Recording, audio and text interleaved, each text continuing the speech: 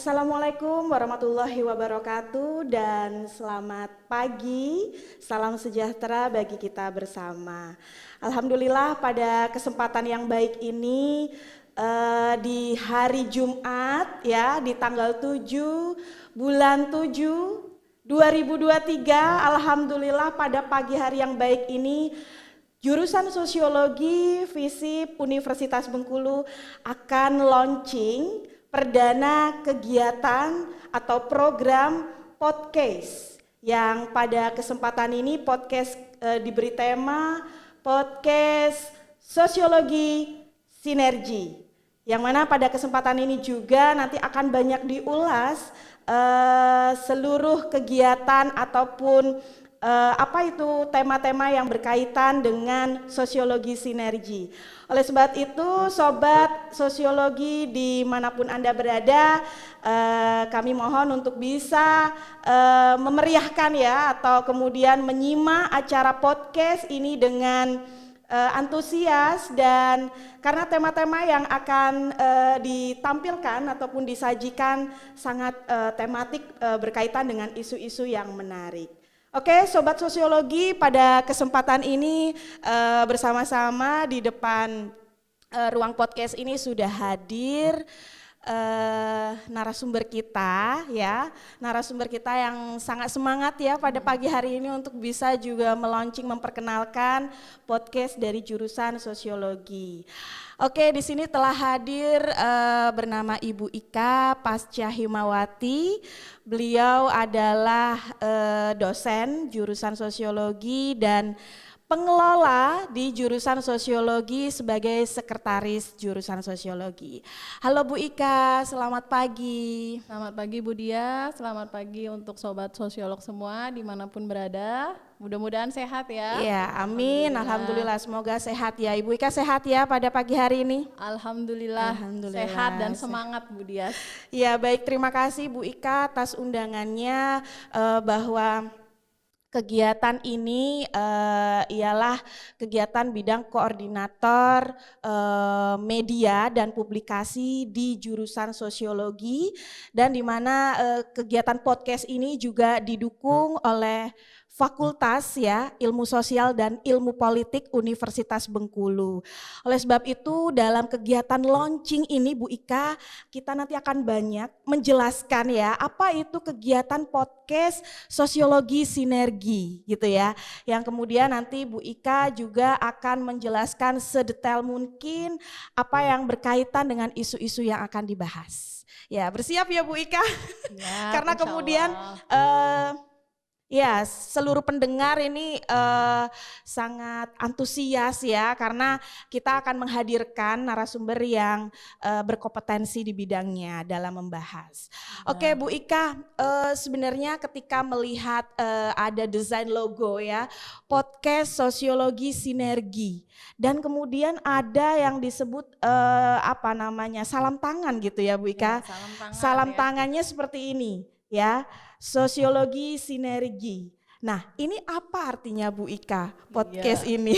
Silakan Bu Ika. Jadi kita awalnya mungkin tergerak ya, karena kan saat ini perubahan sosial ya, artinya kan informasi itu harus lebih masif untuk disebarkan. Nah, akhirnya melalui koordinasi bersama, akhirnya muncullah program podcast Sosiologi Sinergi ini. Nah, kenapa kemudian jadi sinergi kan gitu ya pertanyaannya betul.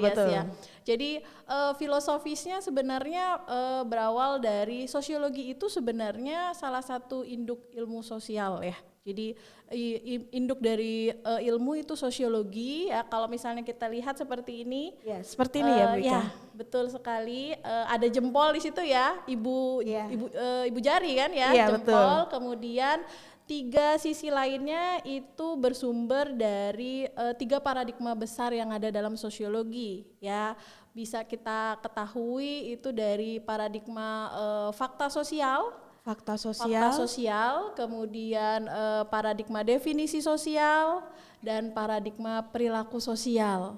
Nah, kenapa sinergis gitu kan? Sinergi itu kan artinya kita bekerja sama. Yeah. Kemudian dari kata sinergi itu kan muncul solidaritas gitu kan. Dari kata sinergi itu muncul upaya kita untuk bisa saling bersama-sama berubah mungkin ke arah yang lebih baik. Begitu Bu Dias. Nah, kita juga perlu ngucapin nih ya, terima kasih kepada Fakultas Ilmu Sosial dan Ilmu Politik yang sudah memberikan wadah kepada kita untuk bisa share banyak nantinya informasi terkait dengan isu-isu sosial kekinian, kemudian juga terkait dengan mungkin program-program yang akan launching ya dari jurusan fakultas nanti ke depan. Mudah-mudahan ini bermanfaat ya, lebih luas untuk orang banyak ya, untuk masyarakat tentunya. Harapannya begitu. Dan nanti juga pasti kita mengundang bukan hanya kalangan dosen ya Bu Dias, tapi juga mungkin dari alumni ya yang sudah berkiprah di luar sana, kemudian juga nanti praktisi ya, nanti kita bisa banyak belajar dari praktisi. Kemudian tak lupa karena sosiologi ini punya kemitraan, nantinya akan ada mitra-mitra yang juga mungkin hadir di podcast ini. Dan untuk teman-teman mahasiswa juga jangan khawatir, bisa jadi ini jadi wadah gitu ya untuk sharing pengalaman, sharing berbagai hal gitu ya melalui podcast Sosiologi Sinergi ini Bu Dias. Wah, ternyata sangat produktif yang nantinya ya yang akan dilakukan oleh podcast Sosiologi Sinergi. Oke, Bu Ika, Dias tadi melihat ya bahwa penjelasan dari Bu Ika ini sebenarnya ingin memberikan bahwa pandangan dari media sosial, salah satunya podcast ini penting sekali ya Bu Ika ya. Iya, penting. Seperti apa ruang lingkup yang kemudian mendukung bila dikaitkan dengan keilmuan di sosiologi? Apa di sosiologi juga berbicara tentang sosiologi teknologi barangkali gitu? Ya, jadi sosiologi itu sebenarnya memberikan kita cara pandang yang lebih masif ya, lebih luas. Jadi istilahnya kita tuh nggak bisa ngejudgement ya, karena salah satu ciri dari ilmu sosiologi itu kan non etis. Nah, dengan kita belajar sosiologi, kita itu akan diberikan banyak perspektif untuk melihat sesuatu. Apalagi kan sekarang kita tahu ya Bu Dias, perubahan sosial itu kan terus terjadi ya. Sangat dinamis ya Bu Ika ya. Bahkan cepat sekali. Kalau dulu transfer pengetahuan itu bisa berabad-abad, sekarang per detik aja udah ada informasi baru, ibaratnya kan begitu. Artinya ini juga jadi wadah kita untuk melihat dan mengkaji berbagai isu sosial dengan perspektif yang ada di sosiologi. Karena kalau kita ngomongin soal ilmu sosial nih atau isu-isu kekinian gitu, itu kan banyak sekali ya. Kayak Bu Dias tadi bilang ada sosiologi, ada teknologi ya yang nanti dikaji di mata kuliah sosiologi teknologi. Kemudian yang mungkin yang baru-baru ini terjadi ya soal bencana. Kita juga mempelajari tentang kebencanaan itu ternyata juga bisa dikaji satu sisi sebagai anugerah, satu sisi sebagai musibah. Kan gitu, ya kan? Iya, ini menarik ini. Ini nanti akan ada sesi khusus ya, saya pikir ya. Kemudian kita juga nanti akan belajar soal masyarakat pesisir, karena kan di kita ini kawasan yang dekat dengan pesisir ya. Wilayah strategisnya ya Bu Ika. Betul sekali. Nah, nanti kita akan mengkaji seperti apa sih sebenarnya gambaran pesisir di kawasan Bengkulu ya, seperti apa. Kemudian juga kawasan perhutanan. Nah, itu karena kan fokus untuk jurusan sosiologi sendiri itu kaitan ruang lingkupnya atau ciri khasnya itu masih bertema soal masyarakat pesisir sama tepian hutan atau masyarakat perhutanan. Pesisir. Iya, jadi kalau misalnya dikaji ya nanti biar teman-teman penasaran nih, biar sobat-sobat penasaran, nanti satu persatu akan dikupas ya oleh ahlinya gitu. Jadi harus bersabar dan tenang gitu ya, karena kemudian podcast dari Sosiologi Sinergi ini nanti akan menyajikan gitu ya Bu Ika berbagai tema-tema yang mendukung kegiatan-kegiatan share informasi gitu ya. Nah Bu Ika, sebenarnya kan bila mungkin di sini juga sambil mengenalkan ya jurusan sosiologi itu sendiri gitu ya Bu Ika. Mungkin boleh dikenalkan secara terapan keilmuan ya Bu Ika. Jurusan sosiologi sendiri itu seperti apa sih ilmunya Bu Ika?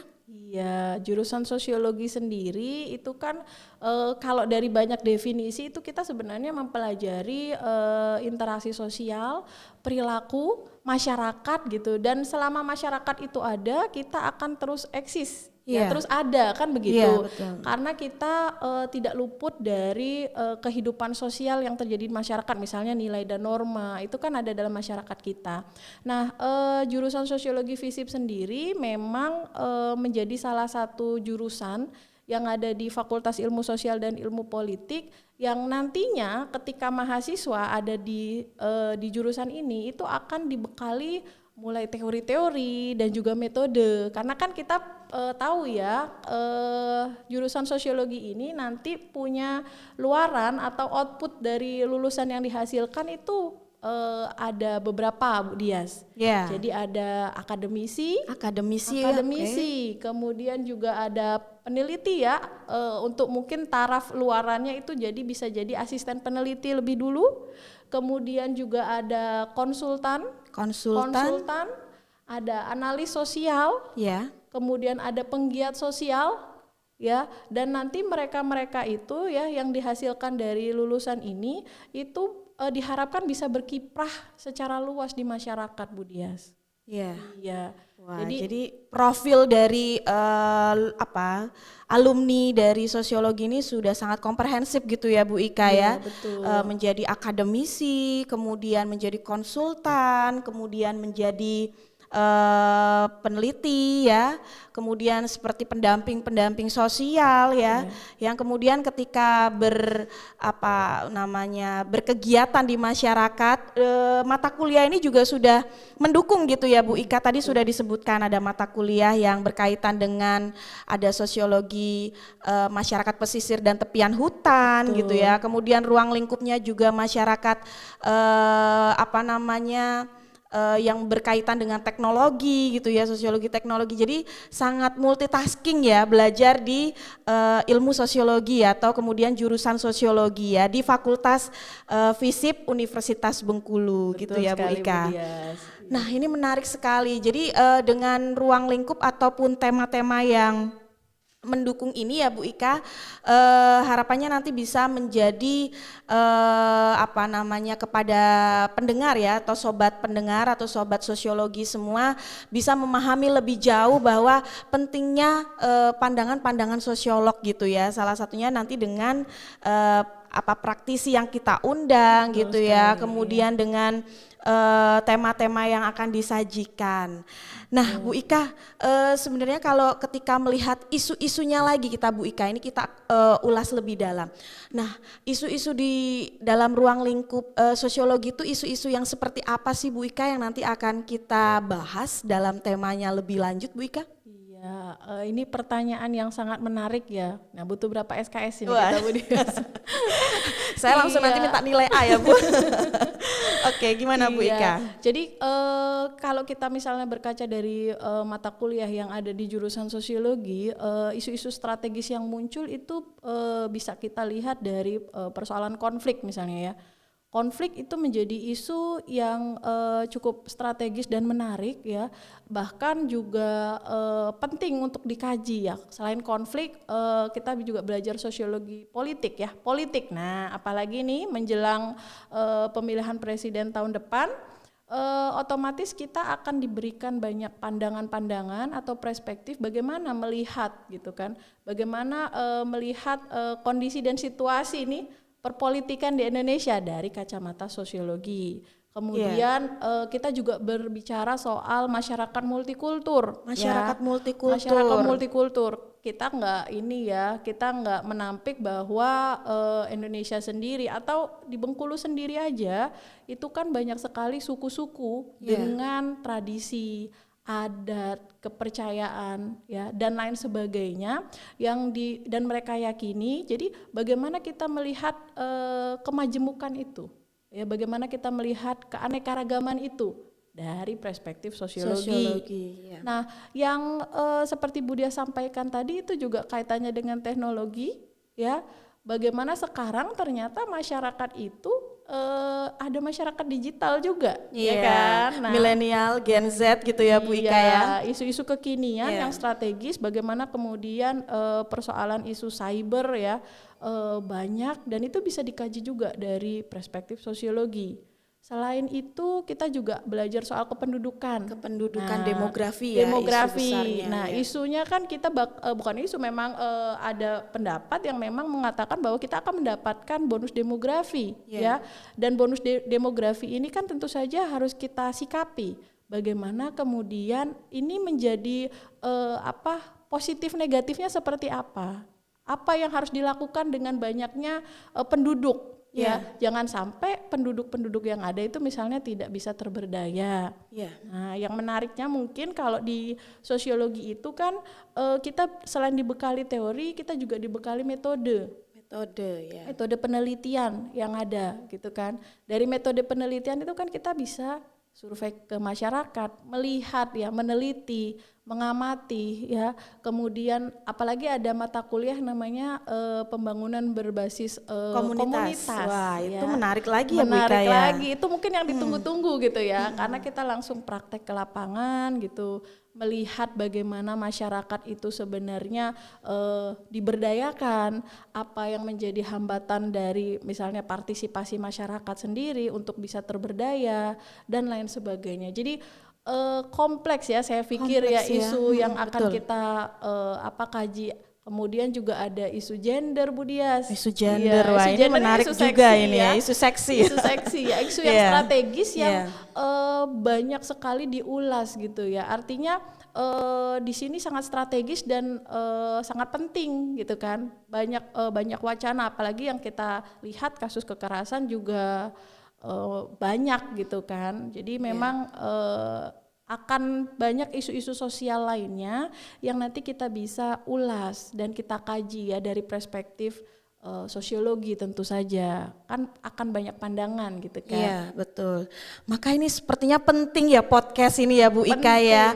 Karena apa? Karena bintang tamu yang nanti narasumber ya yang kita undang ini ya Bu Ika, ini tentunya juga bisa memberikan kerangka berpikir ya bagi sobat sosiologi dan sobat pendengar dimanapun berada. Nah sehingga konsep dari sosiolog, pandangan dari sosiolog ini juga bisa memberikan atau tanda kutip bisa meredam gitu ya bagaimana komentar-komentar yang sepertinya di dalam kelompok masyarakat itu ya sepertinya tidak punya jalan tengah gitu ya. Nah ini nanti juga bisa menjadi referensi. Nah ini kalau kepada masyarakat gitu ya, tapi kepada mahasiswa ini bisa menjadi edukasi ya Bu Ika ya. Betul sekali, jadi edukasi. Jadi teman-teman itu kan kalau di kelas mungkin cukup 3 SKS ya. Iya, maksudnya dan terbatas ya Bu Ika ya waktunya gitu. Waktunya terbatas. Jadi mendengarkan podcast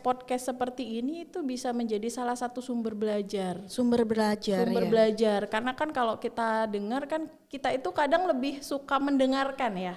Mendengarkan gitu kan. Walaupun memang membaca itu menjadi salah satu hal penting gitu kan. Tapi dengan ulasan-ulasan yang sederhana, kemudian dengan ulasan-ulasan yang jelas gitu ya perspektifnya, ini bisa menjadi salah satu sumber belajar yang menarik gitu ya Bu Ika ya. Benar sekali, menarik karena kan tadi seperti yang Bu Dia sampaikan akan banyak isu-isu sosial lainnya yang akan dikupas ya. Akan banyak isu-isu sosialnya yang akan dikaji sehingga teman-teman mahasiswa ya, sobat sosiolog semuanya itu akan bisa mendapatkan info terupdate misalnya berdasar mungkin hasil penelitian atau berdasarkan pengalaman gitu kan. Betul. Jadi kan lebih begitu ya pengalamannya, begitu ya begitu. Jadi sangat sangat produktif ya. Mudah-mudahan podcast Sosiologi Sinergi ini bisa memberikan gambaran dan edukasi bagi mahasiswa kita sendiri khususnya dan kepada mahasiswa lain juga secara umum gitu atau kemudian masyarakat gitu. Nah Bu Ika tadi dia dengar penjelasan Bu Ika itu terkait dengan kegiatan sosiologi itu bermitra. Bermitra. Nah itu seperti apa Bu Ika? Ya, jadi kegiatan kemitraan ini itu menjadi salah satu hal penting ya dan menjadi indikator kinerja utama yang memang sudah diagendakan ya, baik dari universitas, fakultas, dan kemudian coba dieksekusi oleh jurusan. Jadi kemitraan ini merupakan upaya ya, apa ya namanya kita sebut ya, menjalankan gitu ya kurikulum yang sekarang sedang diterapkan ya. Yang tentu saja kita tahu Merdeka Belajar itu menjadi salah satu upaya yang dicetuskan oleh pemerintah untuk kita ya jurusan memiliki mitra. Nah, tujuannya kemitraan ini tentu saja Tridharma perguruan tinggi. Ya, jadi ada pengajaran. Nah, kita tidak serta-merta hanya belajar dari guru dosen aja misalnya, tapi kita juga bisa langsung belajar dari praktisi. Itu untuk Tridharma yang pertama. Untuk Tridharma yang kedua, untuk penelitian. Nah, kita juga bisa berkolaborasi dengan lembaga mitra yang sudah punya kesepakatan ya atau MOU dengan jurusan untuk melakukan penelitian bersama.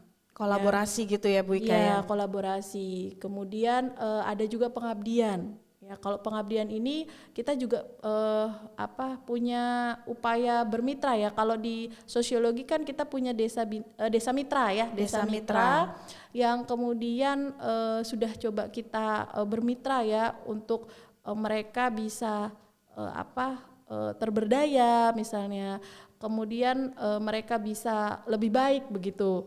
Nah, selain itu, selain Tridharma, kita juga harapannya dengan mitra itu bisa lecture mobility gitu ya, kemudian pertukaran mahasiswa, kemudian sharing soal pengelolaan jurnal gitu ya, dan ada banyak keuntungan lainnya ketika kita melakukan kemitraan dan kerjasama. Nah itu jadi saya pikir ini juga penting gitu ya, dan ini sudah coba dieksekusi ya oleh jurusan sosiologi. Jadi alhamdulillahnya step by step ya, tahun pertama, tahun kedua kita juga sudah melakukan penandatanganan kerjasama ya dengan lembaga mitra, dan yang kemarin baru selesai kita realisasi itu kegiatan magang ya, magang di lembaga-lembaga mitra gitu. Oh, sudah berjalan ya itu Bu Ika ya? Alhamdulillah sudah, dan mudah-mudahan kesempatan berikutnya teman-teman mahasiswa yang angkatan saat ini itu bisa yang semester 4 ya, semester 6 tahun depan itu bisa merasakan magang di lembaga-lembaga mitra tersebut. Gitu Bu Dias. Wah, jadi saat ini menjadi mahasiswa itu salah satu ruang lingkup belajar yang sangat luas ya. Belajarnya itu bisa ke beberapa lembaga gitu ya Bu Ika ya, dengan salah satu kegiatannya tadi magang ya Bu Ika ya. Magang. Nah, mungkin barangkali nanti juga bisa mengundang mahasiswa ya untuk kemudian memberikan gambaran barangkali ya. Apa sih yang dilakukan di tempat magang? Ya, mungkin kita bisa podcastkan gitu ya Bu Ika ya. Jadi testimoni dari mahasiswa yang berkegiatan itu penting juga ya Bu Ika ya, agar bisa memberikan pemahaman ya kepada sebutannya ini adik tingkat atau kemudian semester yang di bawahnya gitu rekan-rekan lainnya untuk bisa belajar dari pengalaman gitu ya, melalui sharing podcast gitu ya Bu Ika ya. Inilah bersinergi ya, jadi bersinergi ini tidak hanya lembaga antar lembaga gitu ya, tapi juga di sini banyak sekali yang bisa dielaborasi gitu ya. Ada masyarakat gitu ya, kemudian ada lembaga, kemudian ada perguruan tinggi gitu ya. Yang hemat saya ya Bu Dias ya, kalau menjelaskan tentang konsep kolaborasi ya, kalau Dias menyebutkan itu kita harus sinergi gitu ya. Karena apa? Karena perkembangan peradaban ini ya, tentu banyak sekali hal-hal yang harus dijalin kerjasama. Salah satunya tentang tadi kegiatan magang yang ada di sosiologi ya. Mungkin dari pengamatan Bu Ika, kegiatan magang yang sudah dilakukan oleh jurusan sosiologi ini seperti apa sih Bu Ika? Iya, jadi kalau tadi Saya ingat Bu Dias tadi menyampaikan sekarang tuh kan eranya kita bersinergi ya, eranya kolaborasi juga Iya, gitu kan, betul. eranya kerjasama gitu kan.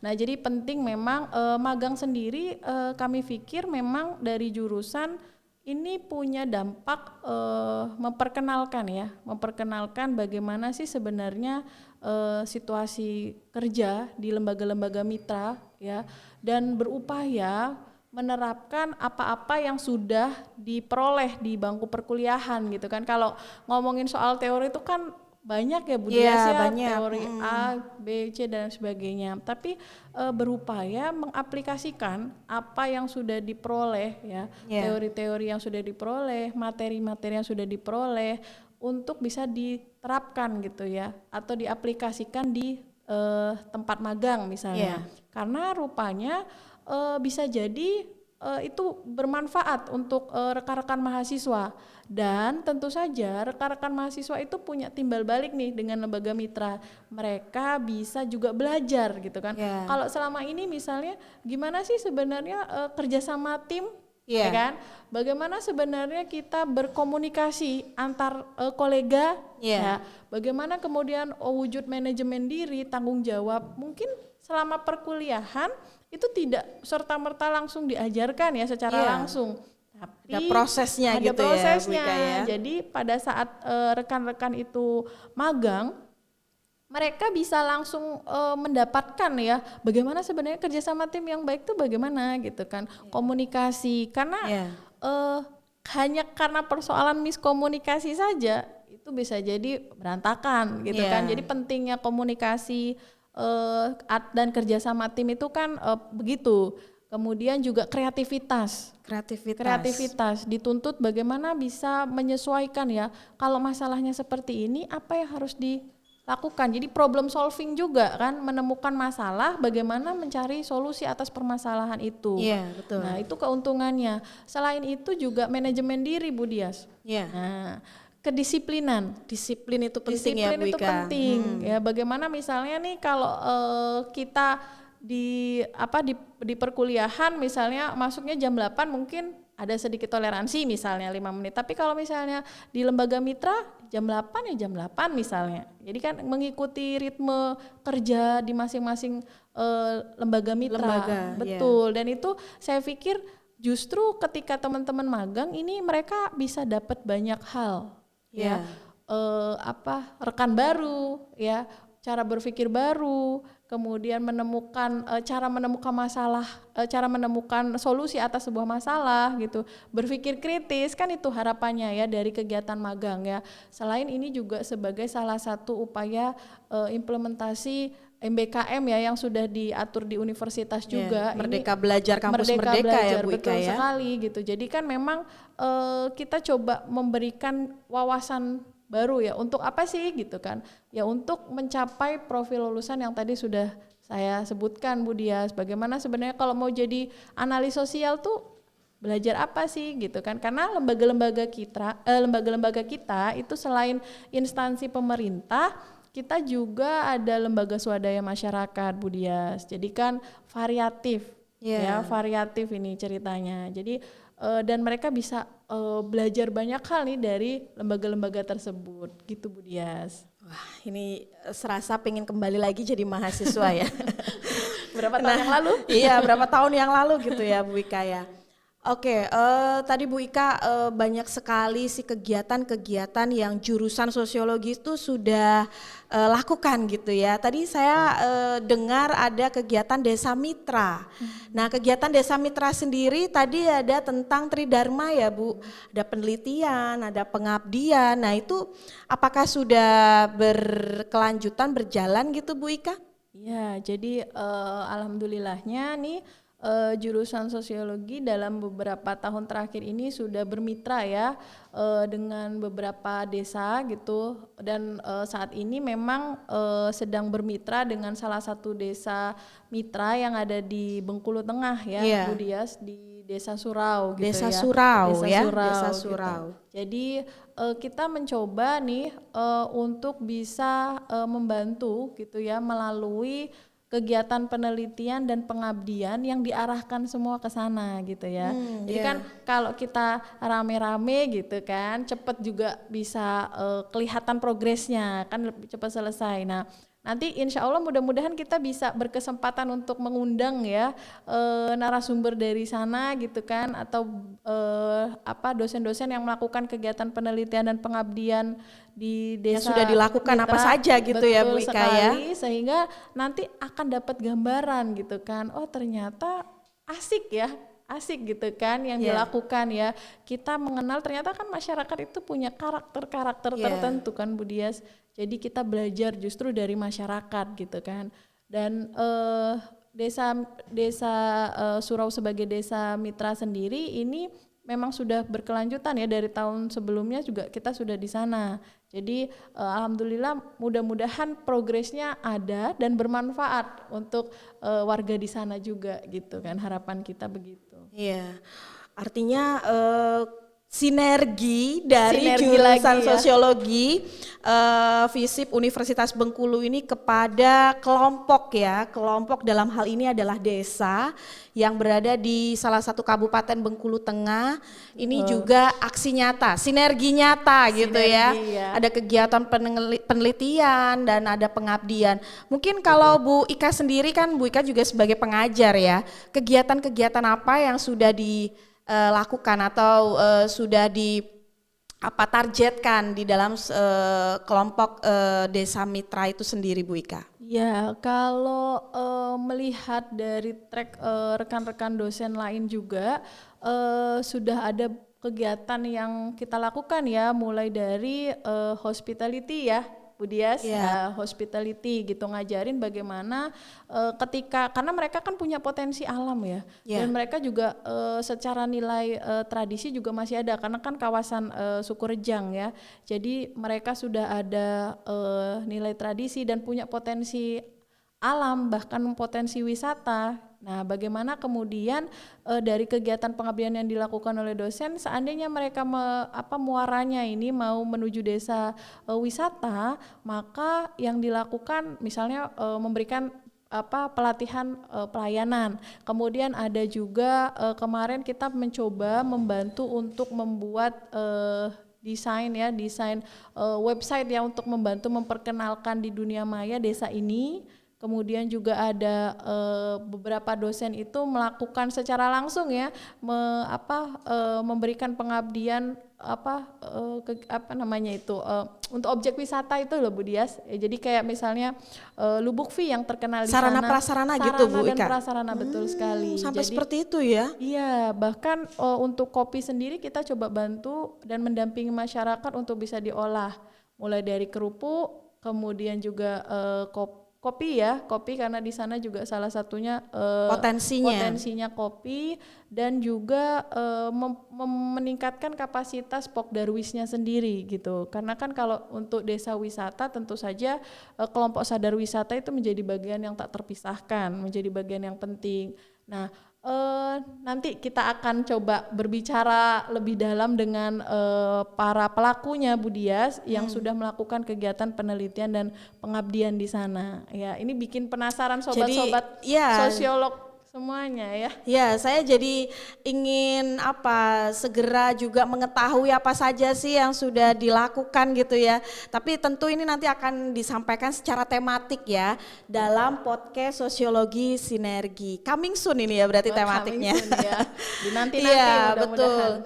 Jadi tadi yang sudah Bu Ika jelaskan dengan bagaimana sinergi pengajar, sinergi jurusan gitu ya, untuk bisa dalam tanda kutip ya menyelesaikan masalah gitu ya. Kalau dikumpulkan yang namanya masalah di kelompok masyarakat itu seperti gunung es gitu ya, nggak selesai-selesai gitu. Tapi setidaknya dari kegiatan sinergi bersama kelompok masyarakat ini ternyata bisa mempunyai dampak gitu ya, atau impactnya bahwa masyarakat itu sebenarnya juga membutuhkan gitu ya sinergi perguruan tinggi gitu ya kepada kelompok masyarakat, salah satunya adalah desa. Betul. Nah, jadi Mungkin lebih banyak lagi nanti diulas gitu ya Bu Ika, Iya. dan podcast dari Sosiologi Sinergi ini nanti juga akan menghadirkan gitu ya bagaimana ruang lingkup kerja dari jurusan sosiologi untuk kemudian sharing berbagi gitu ya. Seperti itu ya Bu Ika ya. Betul Jadi sekali. Tunggu aja sangat narasumber-narasumber menariknya. sangat penasaran ini. Kita buat penasaran dulu. Iya, betul. Nah, oke Bu Ika. Jadi dari penjelasan tadi apa itu tentang podcast yang kita saat ini launching gitu ya. Harapannya ini bisa menjadi salah satu media sharing gitu ya, sharing informasi kepada seluruh pendengar atau sobat sosiologi dimanapun Anda berada, dan kemudian dari kegiatan-kegiatan yang direncanakan atau kemudian yang diagendakan ini juga bisa memberikan pemahaman gitu ya, pemahaman dari pakar-pakar sosiologi juga yang nanti kita hadirkan.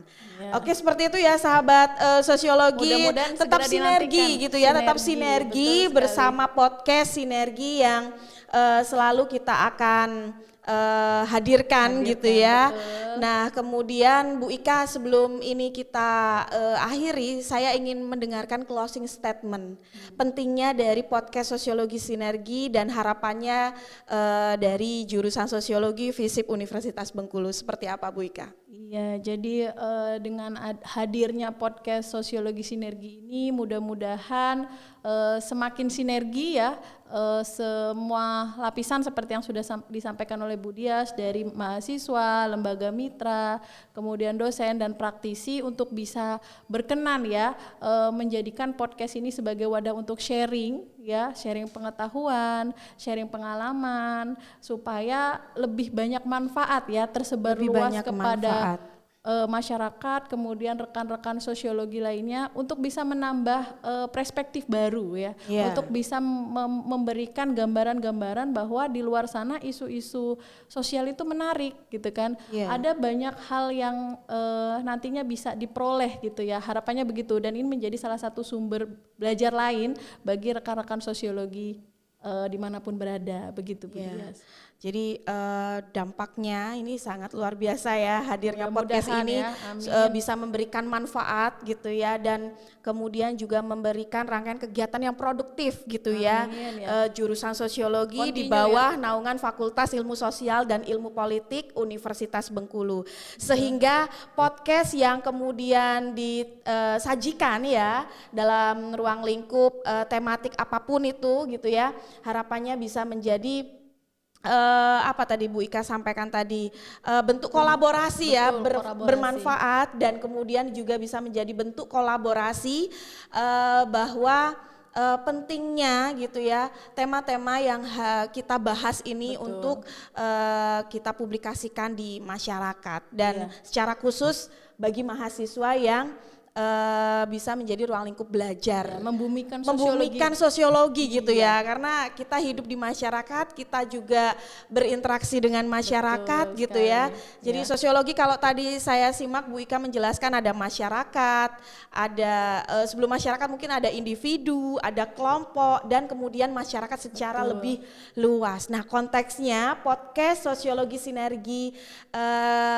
yang dilakukan seperti itu ya. Jadi kami juga secara be continue ya, kami juga bisa menerima kolaborasi secara langsung yang mungkin barangkali sobat-sobat sosiologi ingin sharing gitu ya.